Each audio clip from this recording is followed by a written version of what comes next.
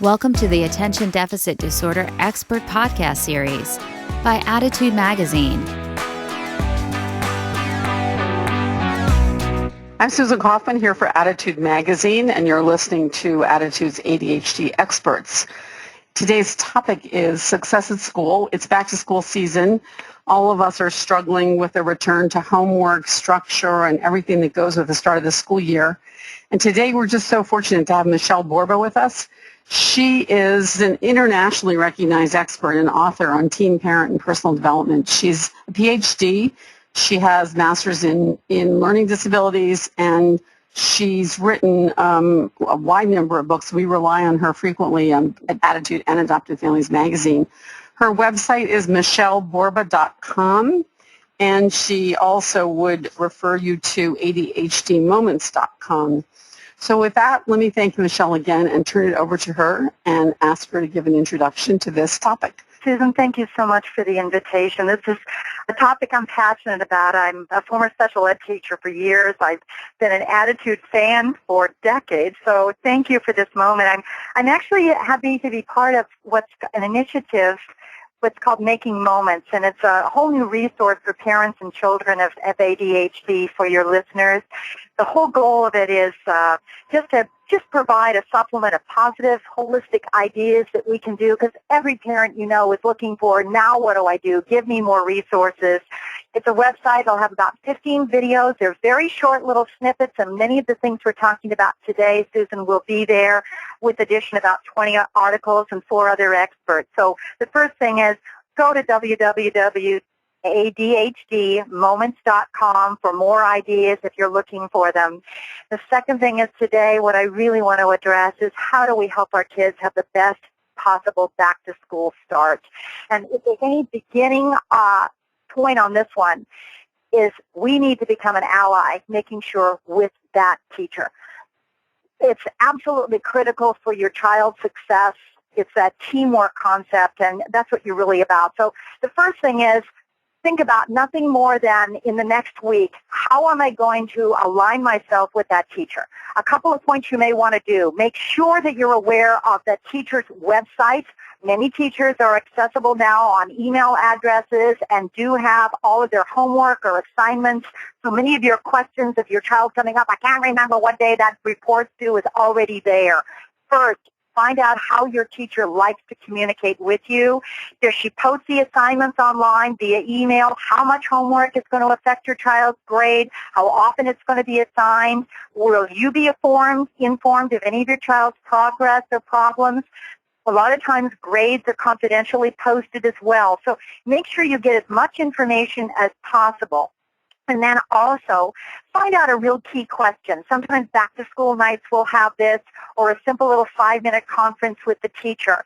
But you really also want to do is, on average, how long should the homework take my child per night? That'll give you some indication of the struggle factor or how well your child is aligned with the best expectations. You also want to ask a key question. What's my child's learning style? How does he learn best? Is there something he responds to best in that classroom? And what works? If there's a behavior plan that your teacher is using for your child that seems to work, get on board together, because all of this is going to set the stage for homework time, and that's the second point we want to mention. We want to make sure, now it's back to school time, and you may have had a homework study spot for your child last year. Did it work is your key question. What was effective about that spot? Maybe it was a table. Maybe it was a desk up against a wall. But what was ineffective as well? Because that is a key point that you want to make sure works well. In my experience, it's usually smaller spaces, not facing windows or hallways or noise contributors. Get your child involved in it. Have him push the desk up to the side. With some kids, if you've got more than one child in your family, and most parents do, I used to do old refrigerator carols that were just cut as cardboard to make a non-distracting area for your child to work in. The other thing is, please, all of the research is telling us that let's make sure that we follow through. Turn the TV off, even if it's 5 doors down. The distraction of the TV really will impact your child's ability to focus. And a lot of this is going to be at the beginning, just a discovery period for you to figure out what works for your child, and bring them. Did it work? What doesn't work? How do we make this better? So set the stage for homework involving your kids, and then keep just in the next couple of weeks revamping it so that it is the most successful place for your child. In terms of healthy homework habits, notice I said the word habit. Habit's something that's learned. With an ADHD child, you and I know it's going to take a lot of routine and rituals, but you want to teach habits during homework time. But the most important one is make sure that you know that your role of homework is not doer, guider, not doer. So some points on this one. I love that mantra, never do for your child what your child can do for yourself, because what happens is he starts to develop a dependency on you. You can tell him, okay, I'll sit next to you at age 5 or 6. You do the first problem and I'll help you with the second problem, but you wean to, now you do the first row and I'll do the second row of just guiding it, not doing it, but checking it. Till finally you can help him see if you can do half the page or the whole page. With children who really have a time sometimes just focusing, I find that you can fold the paper into quarters. Do this row first, now this row, but do at the very end of it a check. Come back and say, I'm going to check to make sure how well you did, good for you, and remember please to use those wonderful words of stressing efforts, not the end product. I like how hard you worked along the way. Your words really do matter, says Stanford and Columbia research. Check to make sure that you're emphasizing the effort. Color coding also seems to be really helpful for kids. One of the big questions I get from so many parents is, oh, he's always blues and everything. How do I help him keep him organized? Find a simple color coding ritual. I mean, so simple that it could be red means it's not done, green means, or it's done, and green means start, or reverse. The key is, don't you set up what the colors mean. Ask your child to set them up. Some parents set up in-out boxes right by the door or right on the child's desk. So here's what I need to do, and here's what I finished. So they get into the ritual so that the most important thing is it gets back to class. When you're all done, I'm going to check the very end of it. Now pick it up and put it in that color folder in your backpack. A different color folder that's simple is what you really need to do for kids per subject. I find a lot of times binders, teachers give them, but the problem with the binders is that they're so noisy on opening and shutting them that it can be distracting. Find the quietest clicking binder you can have and send it off to everybody else if that's what you want. The next thing is, Susan, everybody, let's get our kids to learn organization skills. With an ADHD child, this is going to take a while. We know it. That's probably the hottest question I'm asked is, how do you help a kid be organized? And the best way is by showing the child the process. So think about it. You take on one little task at a time. It could be, let's pull all the homework out right now. So you pull all the tasks of the homework out. Okay, let's get organized. What you do next, it's always the critical first piece to the homework is, let's lay out what you're going to do first, second, or third. Actually lay them out or put them in a stack really helps the child. For some kids, whiteboards are great organizers because they can draw for a child who's not reading, or they can write the tasks and then cross them off as they go. For young children, I adore Post-it notes. Okay, here's all the things you're going to do. Now let's just take 1 minute and on each Post-it note, draw a picture of, first you're going to do the math, next you're going to do maybe it's the reading, then you're going to do whatever the next task is, the social studies. Now put them in order and rip them up as you finish. Once you find the routine that works, do it over and over and over again. Color coding is, like I said, critical and wonderful for a lot of children. Picture charts of using visual cues can be really helpful to a child. One of the coolest things I saw a mom do is have the child actually take pictures of himself using his cell phone of, here's the first thing I'm going to do, the second thing, but it's actually the pictures of each task he routinely needed to do, like his spelling, then his math. He was able to come up with his own little color-coded picture cues, put them on index cards, and then put them in front of them each time. That really helped. Adopt a habit that can be carried out the rest of not only the year, but once you find an organization system that works for your child, it's the rest of your life. Just make sure you do it over and over and over again.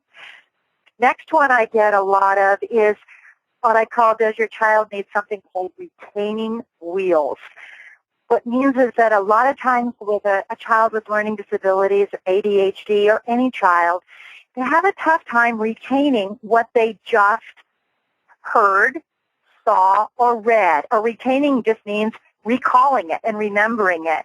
A simple little technique on this one that you don't have to do necessarily during homework. It could be just during a time when you read out loud to your child or you talk to your child about something important. Call it keeper. What's the most important thing you want to keep? Or as you get older, what's the main idea? If you do this based on your child's attention span, you can actually chunk it.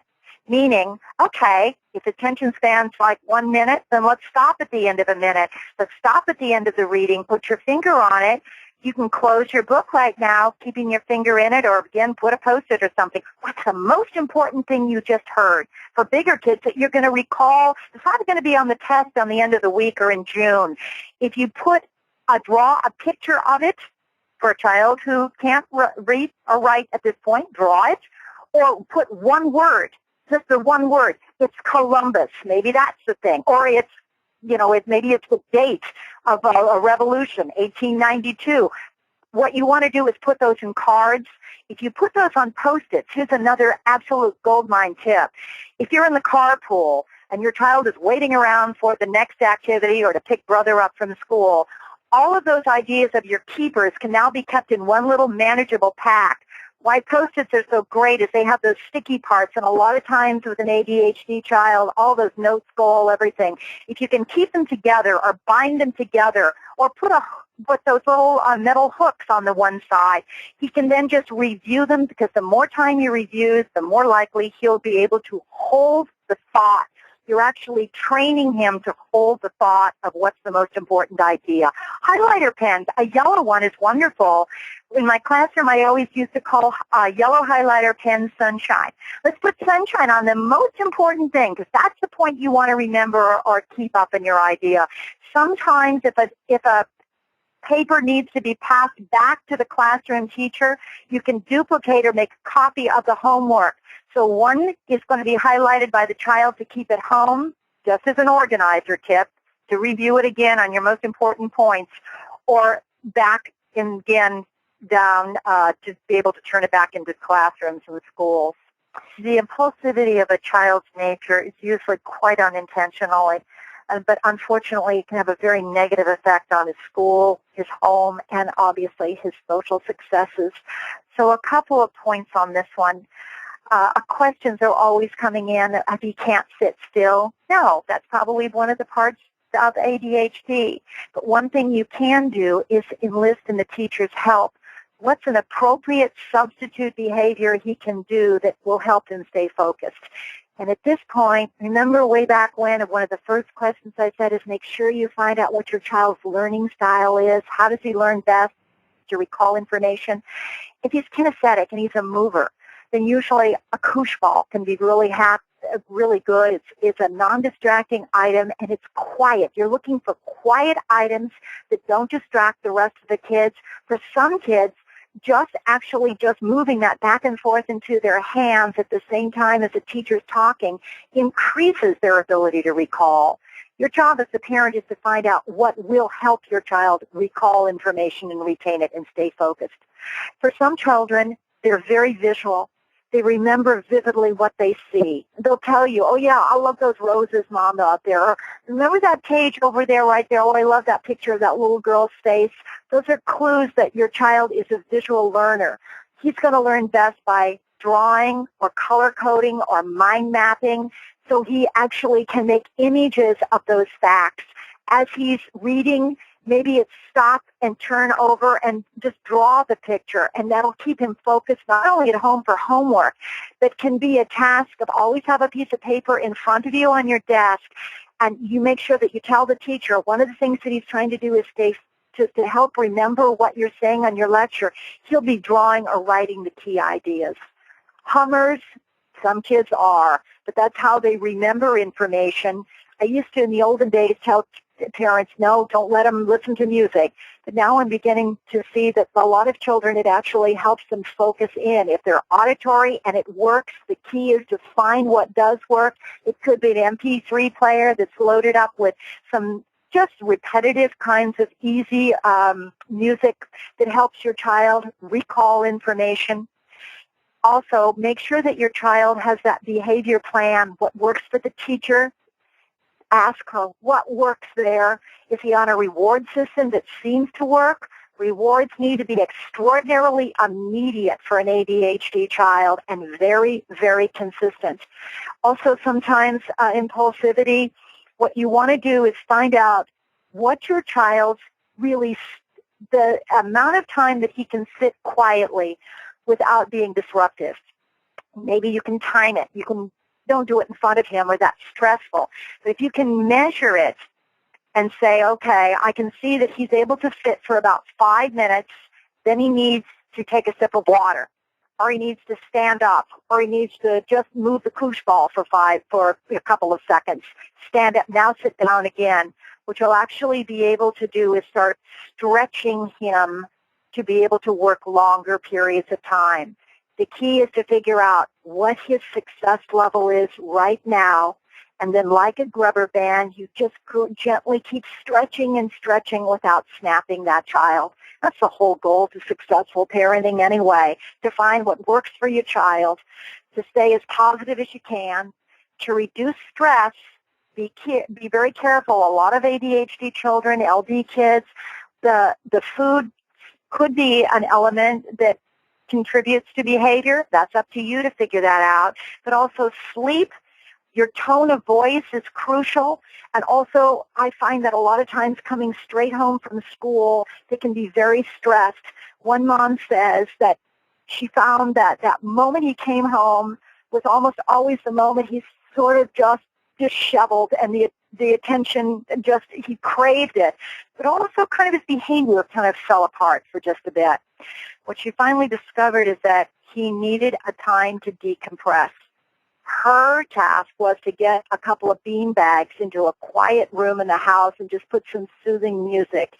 She did it with him for quite a while until pretty soon she says the most amazing thing is I knew that it worked because he'd come home, throw the backpack down, and go straight to the bean bag, sit down, listen to soothing music, and then he was ready. That's what worked for that mom. The key is to figure out what works for your child. If you're looking for any other comments or ideas, so many of the things that I just shared, again, would be on that website that I really encourage you to go to. It's www.adhdmoments.com. And if you've got questions, Susan, or anything I said, you want to Michele, this is absolutely. This is a great introduction, and so many of the topics that you flew through.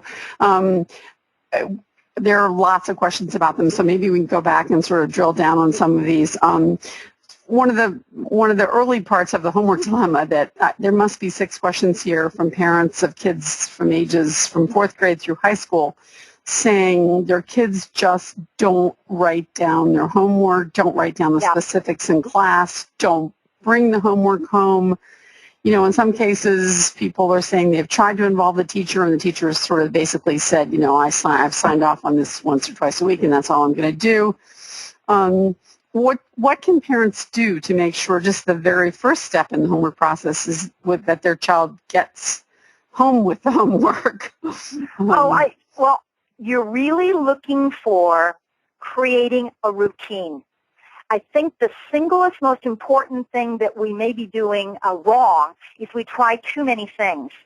So at this point right now, school is just starting. Let's start a brand new routine and say, what's the first habit that you want to teach your child? And let's just review one habit. Do you know that new habits take around 21 days of repetition? The biggest thing we do, Susan, is we try one and go, okay, that didn't work. Let's try another technique. So most kids have an agenda, and most parents say they don't write anything in them. How about a cue on the agenda? Now, it could be nothing more than a sticker that the child puts on the agenda on the front. That means if you see it, what you're supposed to do, you're supposed to open it up. Second, many kids are disorganized enough that they don't know where to open it up to. So lay that out so that maybe there is one of those great little clips that you just clip. Okay, this is this week. Let's clip it. And that's what you do every Monday morning before they walk out the door. Second, there could be also another cue that's right on the backpack, if that's where they always go and they have a backpack. The cue is maybe it's for teens, they love those little, just like some kind of a funny-looking keychain, that every time they see it, they remember, oh, yeah, that means homework. Kids use cues. They need cues. The problem is a lot of times we use too many of them. And one of the things we found in counseling techniques is you make the cue automatic. So the kid sets up what is the cue that they want. Then they use it over and over again until it finally snaps in. They look at it and they go, yeah, I didn't get my homework. Second thing is find a buddy in the classroom, get their email address or their phone number so that if they do come home and they can't remember it, they can call one another. Third thing is do remember that many teachers do have that homework assignment on a website or on the teacher's website. Make sure you go to that back-to-school session and find out where the homework is posted. If you can get that teacher as an ally, oh, yay and yippee. But I know that sometimes that's not going to work, Susan. Okay, yeah. On this question of the child's homework, a couple of people have posted that, how can I put this, that they're ambivalent, or in one case, the father believes that the child should sink or swim on his own, and the mother is saying, I think he needs my help to manage to make sure he has the homework on time. How much intervention is the right amount of intervention? How do you figure that out? Oh, I love that question. That's a tough one. I'm not into the sink and swim because I think the biggest mistake that we have made with all children across the board is we assume they know the skills. When we look at homework, we discover that we assume that the child is just going to be able to sit down, study, and retain the information. But now we know, oh my gosh, there's time management, there's organization, there's study skills. So the first thing the parent has to do really ethically is ask themselves, have I really taught my child all those skills? And you need to teach them one by one. Now, second of all, don't go pulling your hair out going, oh my gosh, how the heck do I do that? Your fabulous study skills, not only on your website, but you can go into just to an Amazon and order books on simple study skills. What you would then do is look at the book, review it, and say, what's one skill that my child needs right now? Organization, putting things back where they belong is critical because if you don't do that, what happens is by the time they go back to school, they could have worked their tail off at home, but it's not getting put into the teacher's homework box in that classroom, so there goes the grade. It's a matter of also doing one other little thing. Remember, there's 3 ways to teach any new skill. First, you sit down with your child and you show the child how to do it. So he's modeling it and he's watching because kids learn best if you show, don't tell. Second thing you do is after you've shown him and you said to yourself, oh, good job, I modeled really well, you sit side by side and you watch to make sure your child can do it right with your guidance. Is he doing it correctly the way you showed it? Now's the time to recorrect. Maybe he's putting it in the wrong folder. Or maybe her time management, she's not copying the homework down. Do it side by side. Then you step back. So your answer to how do I know when to step back? When you say to yourself, I've shown him, I've modeled it. I've done it side by side, and I know that she can now do it with my guidance.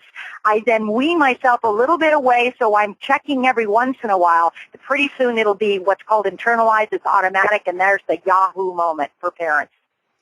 Yeah, I think that's really important. What I've read, and tell me if this corresponds with what you found, is that parents should review with their children what some homework assignments they have on their plate that day, and they should get them started. Sort of go through. Is this correct? Yes. It's not overly interventionist to sit and say, okay, let's do the first problem. Right, because what you want to do, Susan, is get the kid going under the first step. Take the first step. Why? Because many ADHD kids, the first thing they do is they sit down at the table, they're ready to do their homework, and they're overwhelmed. They're already so overwhelmed and stressed out. The anxiety level goes up because I don't know what to do first. So let's reduce the stress, because we know stress gets in the way of learning and retaining, and it's going to get in the way of their work. And the first thing you do is a natural routine together until it's so automatic that you know that the kid's getting A's and he doesn't need you anymore, then move on. But the first thing is, let's take the first 3 minutes and just quietly and calmly make this relaxed. You know your kid's going to be receptive to that. Take out your homework. Take out your agenda, and let's figure out what you're going to do first, second, and third. Review it. For those long-term projects, that's the thing other things that drive us all like, oh, my God, you're waiting to the last minute again, right? Right. We've got questions on that. Yep. I bet you do. The first thing is you've got to chunk it. You've got to make sure that your child learns what's called time management skills, because he doesn't, and he'll wait until the last minute. A lot of ADHD children don't have that time management framework in their head. They don't have that capacity, but it's also teachable. So that's the time when maybe it's on Monday. You sit down and your ritual is on your monthly planner. I love those small whiteboards. We've got big ones, but how about each child having their own small whiteboard? They also come in not only week by week, permanently marked out, or by the month. What you can do is have the child sit down and say, okay, here's the assignment. My book report is due. Don't worry about it, Mom. It's due 40 days from now. Okay, good. Let's put it down 40 days from now and write it down, but have the child obviously do it. And then what you do is you chunk it. And you say, oh, let's look at the report. Let's look at the book. Okay, how many chapters are in it? Oh, looks like there's 10 chapters. So if you read half a chapter every night, you'll be done by 20 days. Kids need some kind of skill. Or for children who really need the cues, put again a note card or a paper clip. You're going to read to this part. Now you put your Post-it in there. Stop it. Good. Now you keep going, so you've chunked the task. Otherwise, they wait until the last minute. Right. We actually have someone who said that her child has a book report due in a month, and it's 2 weeks. It's 2 weeks into the month, and she's behind, and she's wondering if she should ask for more time now. And I guess what you're saying is maybe chunk the problems, the rest of the book. Yeah. I'm saying, yes, I'm saying what you do is much palm is, see, she already had the 2 weeks. She knew that 2 weeks ahead of time. To go and ask the teacher, I need more time, when she hasn't even started, isn't going to go over so well, because literally what she needed was the organization to get started. So, but what the child does now need is Mom to sit down and say, right, it is due in 2 weeks. You can get it done. Let's make it manageable. So let's break it up into parts. If you break things up into parts, it isn't so overwhelming, but it is a skill that needs to be shown, because kids don't know how to set it up into, okay, let's do it, this part, this part. They can even, on the whiteboard, tonight I'll read from pages 1 to 10. Good. Next time I'll read from page to 15. Actually write down the pages so it's another thing that's marked off, and the kid will be able to see, here's how I chunk it. Make it really specific. That's a suggestion that's in our homework slideshow that I found really interesting, which is, if your child doesn't come home with a checklist, essentially make one. Sit down, review the homework, and make a checklist of what's going to get done in small pieces, and then help them check it off as they do it, because we all love to check stuff off, right? So I thought that was a really good idea. Not only is it doing that, it's teaching your child some really critical success skills. Because once you teach that skill of, here's what I need to do, and then check it off. And don't think because, okay, but my child is 6, he doesn't know how to do that. Then you draw the things that he needs to do, and you rip up the pages as he needs it. Kids love to check off, but he needs to know that he's getting them done. He also needs to do which things first. Most research suggests that you do the hardest thing first. And the reason for that, it gets the anxiety out of the way.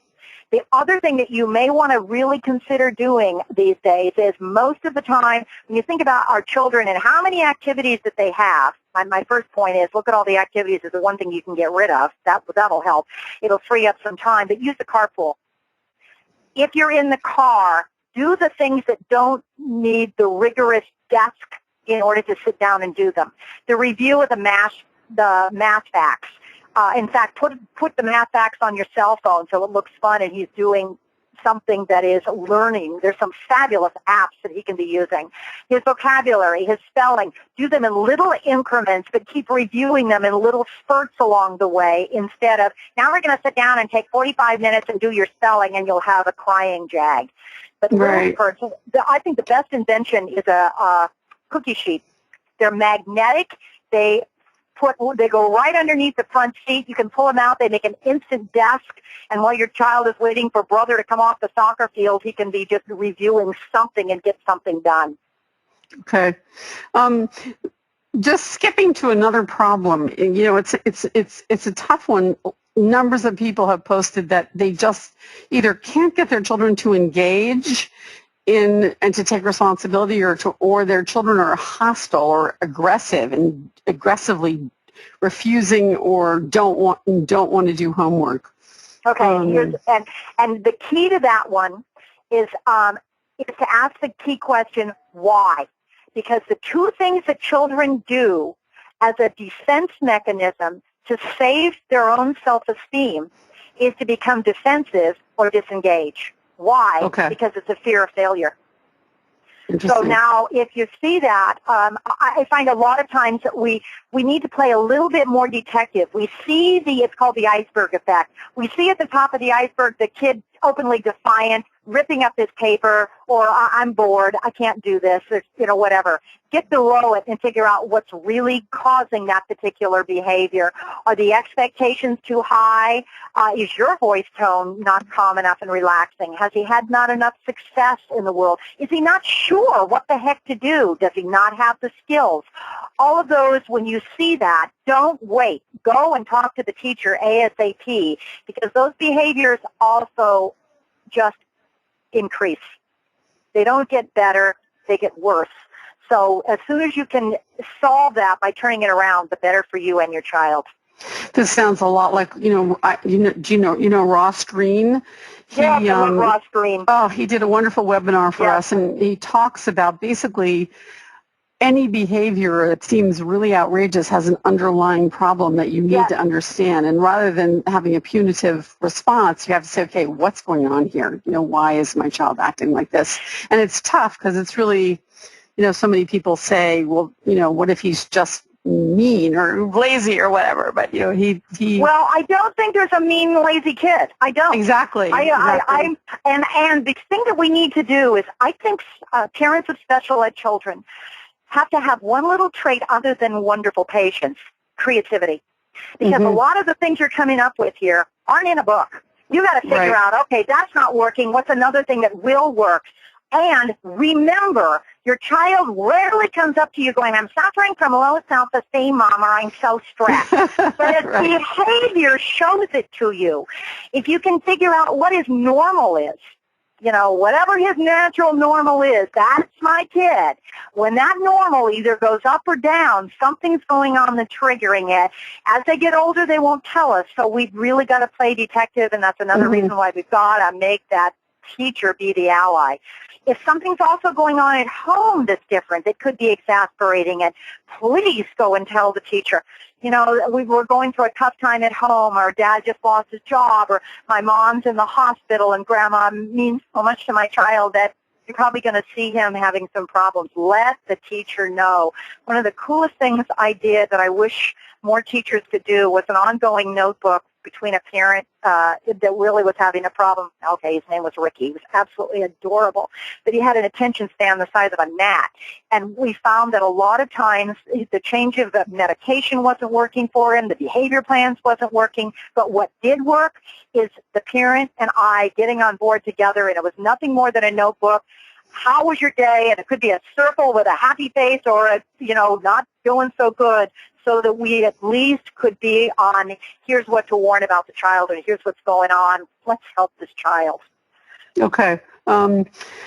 Couple of questions about timing. One person says, how much time is enough time to decompress after my child gets home? Another person has a 12-year-old son who she says decompresses by going to play on the computer, and also during breaks from school, she's feeling like there's too much time on the computer, too many breaks, too hard to get off. Yeah. What's your feeling about timing of starting homework and breaks during homework? Well, my feeling is, again, you got to figure out what works for your child. As to how long does your child need to decompress, only you are going to be able to figure it out. But once you know that, when you start to see your child get into a more relaxed state, and by the way, most kids need to learn how to get into a relaxed state. I think one of the coolest things that we could teach all of our children to do is how to de-stress a little bit. Yeah, you could sit on the beanbag, but just sitting on the beanbag may not work. How do you take a deep breath? Many parents, particularly moms of girls, are helping them learn yoga in short little increments, like 5 minutes of yoga. And it isn't the yoga, it's the deep breathing that seems to help. Or teaching your child how to make your kind of like biofeedback. I used to use that a lot with kids. Once they figured out how it worked, the reasons for it, then they could make their body, they didn't need any of the machine and anything. It was making your body feel limp. So the first thing is, what are you teaching your child to do so he knows how to decompress? The computer doesn't decompress a child. It's a good relief, you can get away, but it doesn't decompress, because we do know that a lot of times those flickering images actually can do the opposite and make your child a little bit more impulsive than relaxed. So are you in favor of no computer, no TV during homework time? I have read that's the key to absolutely success. no. Okay. Shut it off. The more distractions, the more distracting the kid. And that's across the board. That's not with just an ADHD kid. What does the child need for the computer, except if he's doing research on the computer? Computer and TV is the reward after. Got it. Okay.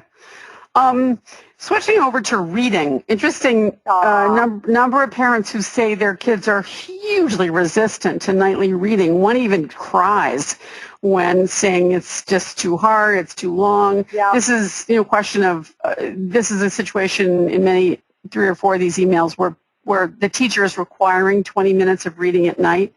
So the parents are saying their kids are just super resistant to reading. What do they do? Should they read to the child? And then another person suggested audiobooks. I mean, I have to say just personally that audiobooks were a lifesaver for my ADHD and dyslexic daughters. Yep. But No, you can't see my head nodding up and down, Susan. My head is nodding up and down. But let's look at this thing called reading, and let's look at first. You do the old scaffolding, and it means you start with where the child is at. Your end product is to get him to read 20 minutes alone by himself, right? That's your end product. Your goal is to figure out how to get him there, and here's some points we know. First of all, interesting, children, when we ask them, why do you hate to read?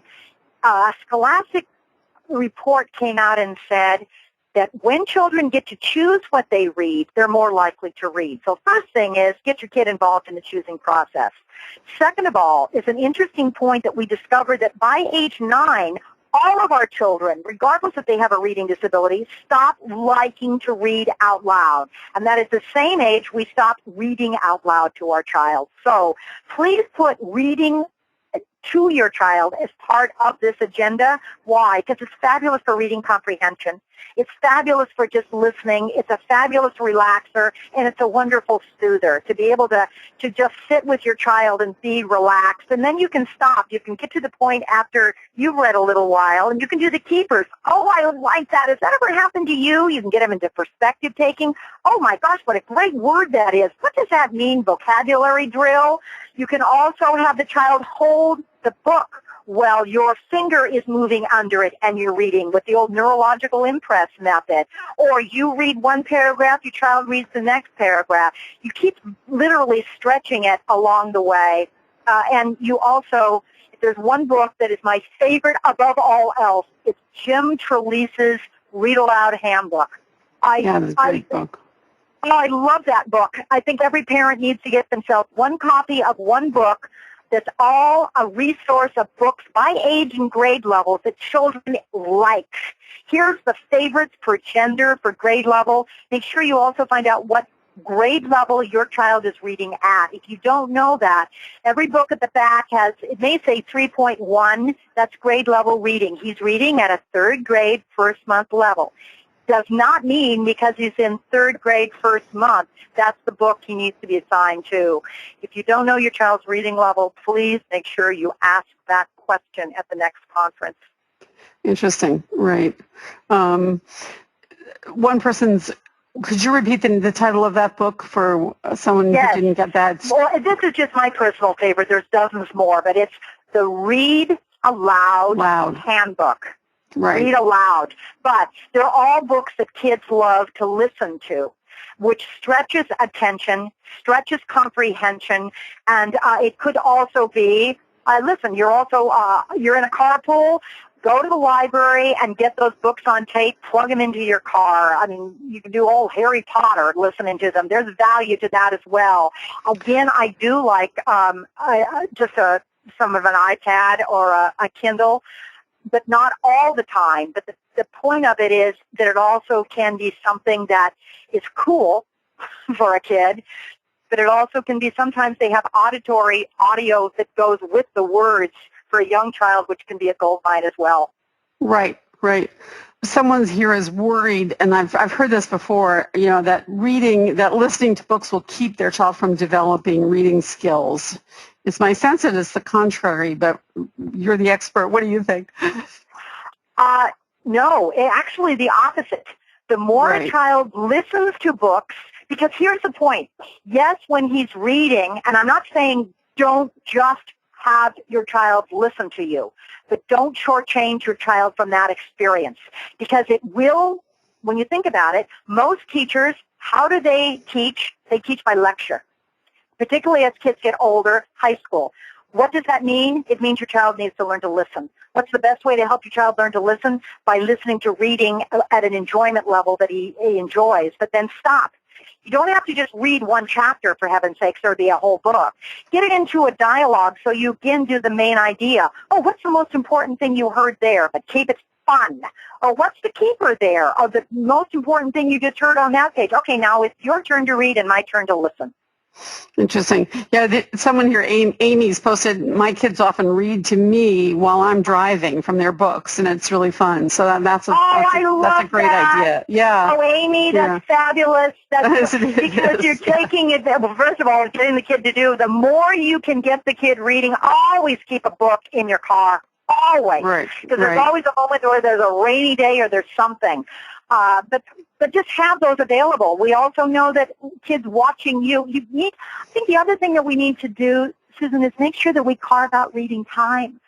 Mm-hmm. Our children, they'll say, but there's so many distractions. The TV is on, turn it off. It's very distracting, particularly to an ADHD child, and it's not fair. I mean, Dad's listening to TV 3 doors over. It's distracting to that child. Carve out a time when everybody, it's called everybody drops and reads. It means everybody in the family does it at the same time together. It's a glorious concept too. Reading in the car of the child reading to mom, oh yay, because she found one way to get them activated. Yeah, that's great. Elizabeth posted also, that her son reads as a habit. They have her son reading at night before he goes to sleep, which seems also like a great idea, because the whole winding down for sleep. Well, do you know that and our children do need, there's a lot of research that's coming out saying that ADHD kids are having sleep problems. And terrible sleep problems. All kids are having sleep problems. First, you have got to turn the TV and the computer off at least 30 minutes before a kid goes to sleep, because those flickering lights do impact REMs. Second of all, take that kid's cell phone. The majority of teens say that you're in sleep and they're still getting texts. A TV in a bedroom is a horrible idea, because what happens is the kid gets into the habit of having the TV on, and then he wakes up in the middle of the night and can't get back. He needs to be as refreshed as possible first thing in the morning when he goes out that door. And that's hard, but those are things to keep in mind. Here's a time management question, which, boy, I really had this problem in spades with my daughter. This person, I could have written this question. It's from Barbara, and she says, my child just started middle school, and she's on a swim team. The exercise is great for my daughter, and it's really important for her self-esteem, but the pool's a half an hour away. The swim team coach requires 3 2-hour practices a week. We end up doing homework until late in the night. How do I balance getting exercise and team sports with homework demands? That just gets worse as high school goes on, as you know. That's a tough one. It is. It is. But first of all, I want to just commend the swimming and the exercise, because they do, as the mom says, are helping the daughter. Mm-hmm. If you could do anything, and that's what you're looking for, is what the heck helps my daughter, or my child, what's the way? Exercise seems to be critical. Swimming in particular seems to help. Now, she's in the car for a half an hour, back and forth. My first thing is utilize the car. Don't use it as a time waster when she's just sitting. Now, obviously, she can't do the rigorous stuff of paper pencil stuff, but she could be doing review stuff. While she's sitting and she's waiting, that's when you need to reframe the teaching of during times when there's lull time that you could be doing studying time. Because first of all, you're going to be a better learner and retain more information when you learn in little spurts and you keep reviewing the same thing, as opposed to now we're going to wait until we get home. It's 8 o'clock at night. Let's sit down and let's do 2 hours of homework, and your brain is just shut off. Right. Yeah, it's really tough. Yep. You know, we're back to the question frequently of kids who just are really hostile, won't engage or slough off the homework, do it as quickly as possible, don't seem, to care whether the homework's well done or not, say it doesn't matter, they don't care. And, I know we've talked about the fact that you need to understand what underlies that, but what would you suggest that a parent do faced with that sort of reaction from their child? Well, the first thing is that we do know the success in life for that child is a relationship between the parent and child. That's above all else. So my first red flag that's really a concern of that question is hostility, constant friction between, I can just see it now, the parent and the child. So your first thing is ASAP, in order. Go to the teacher, sit down, make sure that the child is capable of doing the work, so that if it's a fight going, you just need to make sure that there isn't anything else that you're missing, that he does know how to do that work and it's at his level. Second of all, to reduce the battle between you and the child, consider getting somebody else to come in and help during that particular subject. One of the best things going, I think, right now are high school kids. If you call the high school counseling office, you get some kid who knows the subject who's also a cool kid and calm. They make fabulous tutors, and they can help not necessarily do all the tutoring, but sit down with the child, and it removes you from the situation just a little bit. Third, if the child is now in a point where is it become a habit? Is hostility in an issue that's become a habit and you're just not going to do the homework, then what you now need to do is get back to the behavior plan, because it's not the homework that's the issue, it's the behavior that's causing it. That means, hey, homework is important. I know you don't like to do it, but here's what it's going to be. It's going to be sit down. You tell me the time that's going to be best for you. Teacher says that you're able to do the work. I'll get you a tutor if you need it, but here's the consequence if you don't. Now, that means you've already done everything. You've set it up so that you know your kid's successful, and what's happening here is a backlash because he's just realizing it works to be defiant. Okay. A lot of this is detective work, and you just have to, unfortunately, figure it out, So yeah, Karen says, in general, people talk about positive reinforcement, but what do we do about bad behavior? And you're saying basically have consequences, I think. You do need to have consequences, and you need to have clear consequences that are immediate. The pieces, yes, positive reinforcement is essential, and we do know that it is the fastest way to change behavior is point out the moment the kid's doing it right. Particularly kids who are frustrated and discouraged, they don't get enough attaboys and, hey, you did great on that one right there. Praise also does not have to be all of the rewards and the stickers. If it works, go for it. But what we find is that hugs, smiles, your facial expressions, and words, particularly not at the end, but during the process. That's what Carol Dweck stuff is saying. Reward the effort. You're hanging in there. Ooh, I like it. I know it was hard, but here's where you were yesterday. You're giving the kid, I'm making it, I'm getting better. And then if you don't, the consequence needs to be immediate. Don't wait forever. It could be, what you have to do is find out what really would cause your child a little pain. And unfortunately, usually it's the TV or the car keys. Right. What is it, what's it going to be? And then you got to make sure that it's enforceable. Okay. I'll give you a clue on the enforceable of the best of them ever. One of my kids in my classroom, this was now a high school child, he had the capability. He could do it, but he discovered that he was getting away with it, and all he had to do was be defiant and be the bully, and he'd win. Mom finally decided to put her foot down because she needed to be the enforcer, and you will need to be the enforcer, and told him that he would lose the car keys, which was his near and dear, to make it enforceable, though. Smart mom, she took the car that she actually had her child have. She gave this kid the car, moved it to the neighbor's garage, put it there, didn't tell the kid where the car was. That's an enforceable concept. Wow. That's pretty funny. Let's see. We're running out of time. I'm trying to think of a good question. There's a fun question here. In a sense, it's fun, right, for me. Someone whose daughter doodles constantly in high school, and her teachers are very critical, saying that she's not paying attention, that she's not taking notes, and her daughter is arguing that it helps her concentrate. And her mother is asking whether there's any grounds for doodling for ADHD kids, and of course the answer is yes. Fidget to focus, right? Yes, it is. It's wonderful. Now, encourage her to make sure that she's just a little point. If the doodling does work, and the mother thinks the doodling worked, the daughter thinks the doodling worked, then she continues to doodle. So all she needs to do is substitute the doodling a little bit. Have her start doodling so it looks like it's part of what the teacher is lecturing. So if the teacher happens to walk over, she'll go, oh! If you can just tie the two together.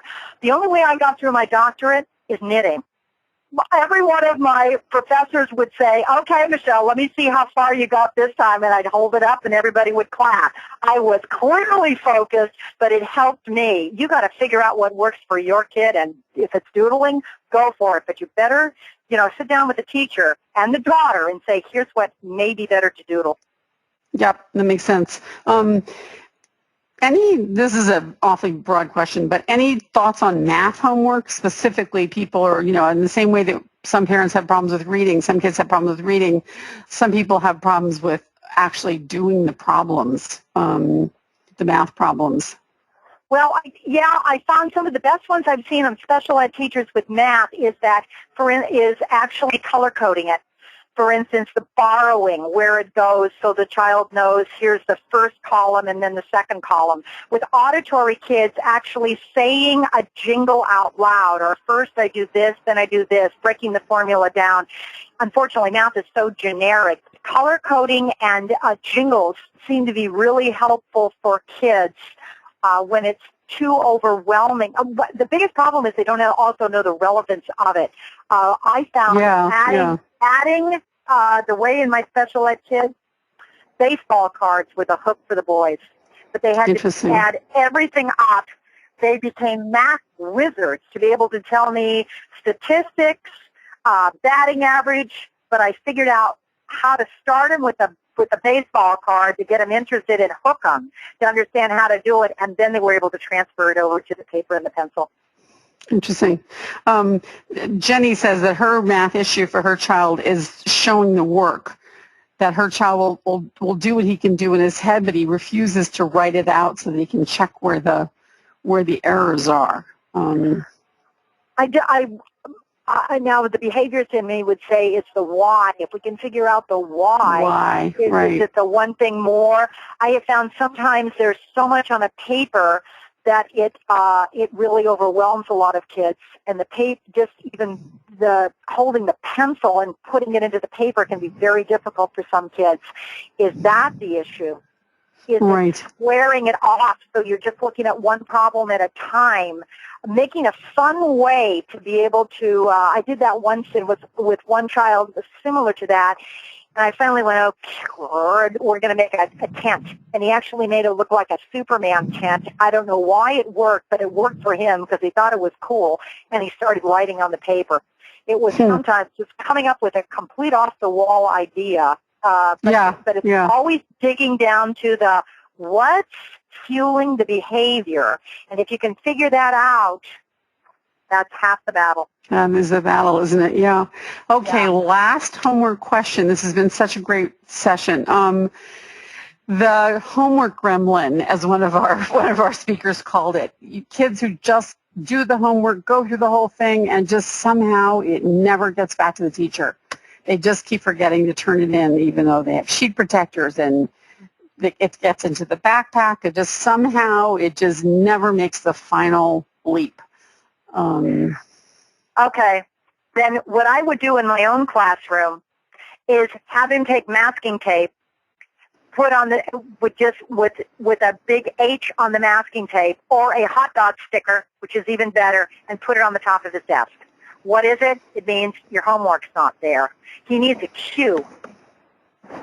Okay. A visual cue sometime could be helpful. And then what you also need to do is tell the teacher, here's the cue. So he starts with the cue, looks at the cue, and then it needs to, any task that a child does is overwhelming until you break it down and find the repetitive little habit that's going to help the child just be successful and do it every single time. It'll take a lot of reminders. It could be, again, a keychain on the top of that he buys that he's cool, or a sticker that he puts on the backpack so he knows when he sees it, I didn't turn in the homework. And then it's one more step. It's a cue on top of the desk. Maria writes that the homework gremlin lives in her son's backpack, too. I love the homework gremlin. There's a tip here from Roseanne. It says, and someone else, Latoya as well, both said, read the homework gremlin, scan the homework, and email it to the teacher. So there's a solution coming from some of our readers. Well, that's what, and it's always keeping an extra copy. Oh, my gosh, this has just so been, welcome. This is what everyone cares about, is making sure their kids do well in school. And, it's tough. It really is. So thank you again, Michele, and thanks, everyone. You're so welcome. For more Attitude podcast and information on living well with attention deficit, visit attitudemag.com. That's ADDITUDEMAG.com.